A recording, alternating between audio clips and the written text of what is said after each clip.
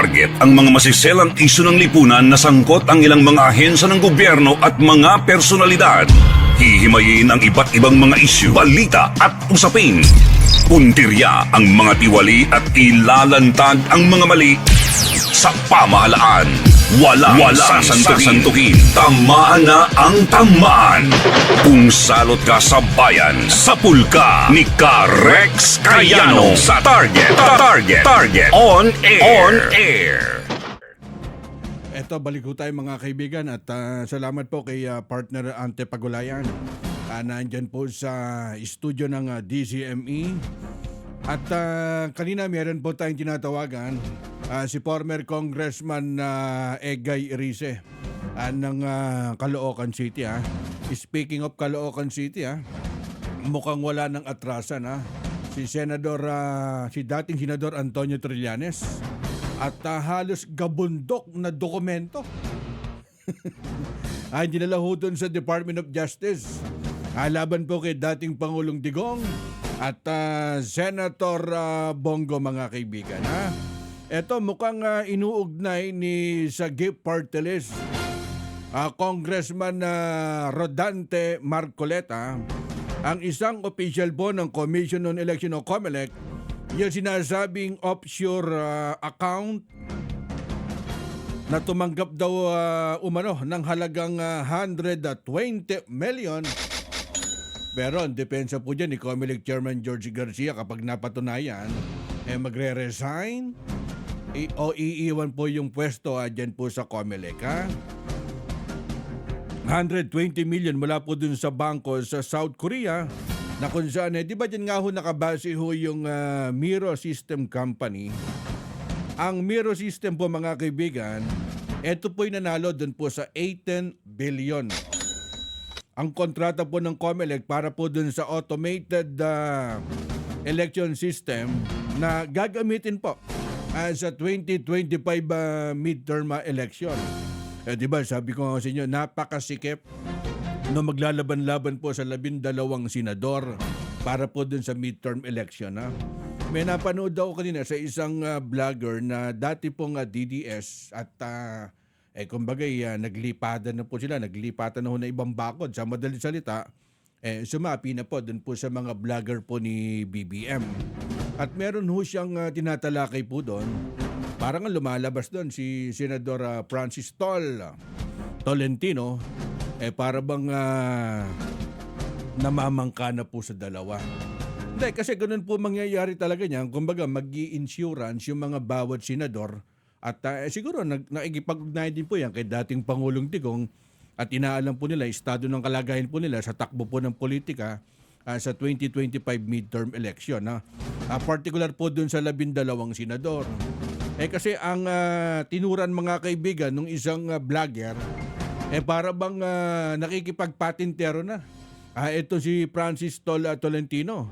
At yung ibang senador naman medyo malamig. Di ba nagkaroon nga na hindi ho pagkakaintindihan si Mayor Baste Duterte. Nung nagkaroon po na isang event dyan po sa lalawigan po ng Pampanga at para bang tinumbok po doon si Senator Bongo. At parang wala daw po siyang reaksyon doon po sa nangyayari dyan po sa Davao City. Ang Miro System mga kaibigan, ito po yung nanalo doon po sa 18 billion.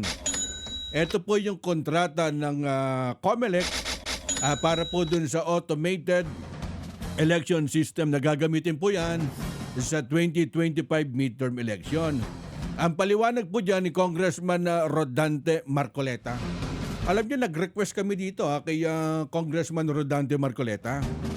Nasa 300 na mga kababayan po natin dyan sa Barangay San Isidro. Pinagkalooban ng 3,000 yung bawat isa. Yan po yung programa po ng AIX po ng DSWD. Kumbaga sa account po yan ni Congressman Rodante Marcoleta at nag-release po ng pondo yung kanyang opisina. At yan po yung nirequest po natin na bigyan po ng ayuda o tulong mula po sa DSWD. Ngayon, ang paliwanag po dito ni Congressman Rodante Marcoleta, nagtataka po siya dahil matapos daw po magdeposito sa offshore account ay meron daw hong malaking nangyaring kaugnay po dun sa Comelec Mirodel. Para bang ang paniwala dito ni Kong Rodante Marcoleta? Teka, matapos mag-deposit nagkaroon agad ng malaking ugnayan ng Comelec at saka itong Mirodel. Kaya nga hinamon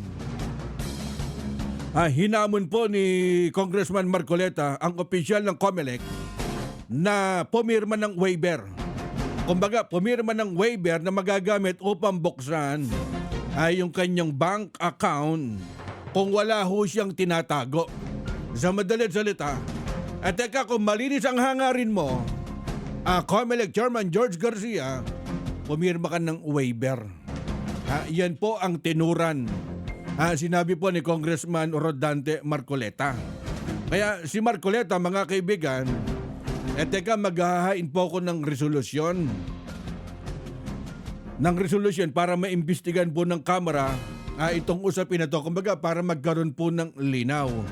Kaya kino-question po, mga kaibigan, ni Congressman Rodante Marcoleta yung Comelec Mirodel na lumabag umano doon sa Automated Election Law Republic Act 9369. Kaya nga hinimok po ni Congressman Rodante Marcoleta ang Comelec na ibasura na lang.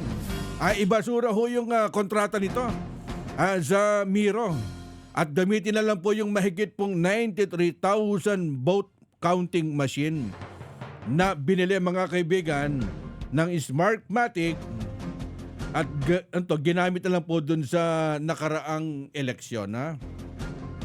Kaya ang programa po ng Target on Air ay umahanap po ng linya ng komunikasyon. Sana makausap natin si Comelec Chairman George Garcia.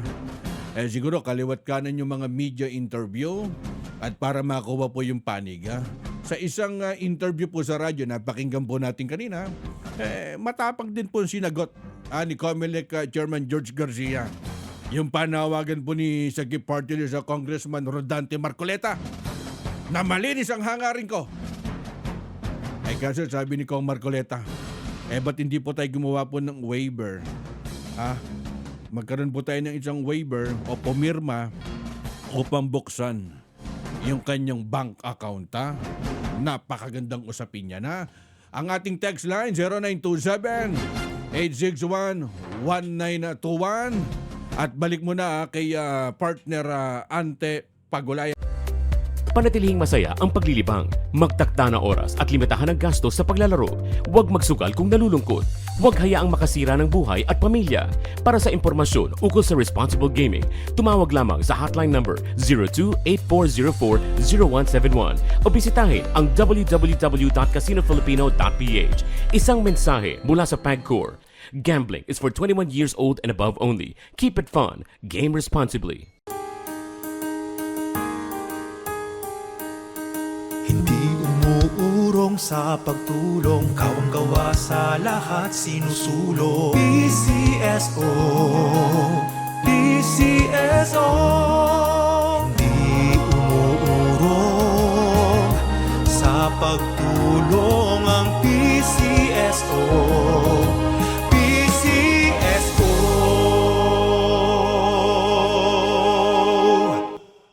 Oras hatid sa inyo ng Grand 88 Gaming Corporation.